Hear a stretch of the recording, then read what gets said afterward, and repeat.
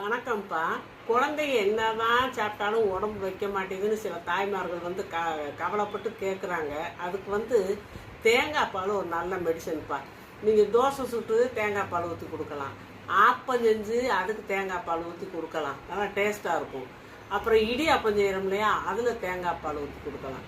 அப்புறம் இந்த சாயந்தர நேரம் ஸ்நாக்ஸுக்கு கொஞ்சம் பொட்டுக்கடலை, இந்த உடச்சக்கடலைங்கிறோம்ல, அந்த பொட்டுக்கடலை கொஞ்சம், தேங்காய் துருவல், அப்புறம் கொஞ்சம் சர்க்கரை, நாட்டு சர்க்கரை, அதை கொஞ்சம் போட்டு பிரட்டி சொட்டு நெய் கூட ஊற்றலாம், ஊற்றி கொடுக்க.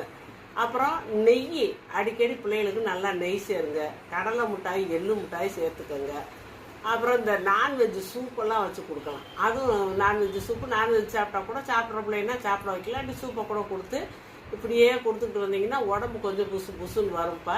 ரெண்டாவது இந்த கேழ்வரகுல கஞ்சி செஞ்சு கூட கொடுக்கலாம். இந்த மாதிரி செஞ்சீங்கன்னா பிள்ளைங்க நல்லா புஷ்டியாக வருவாங்க.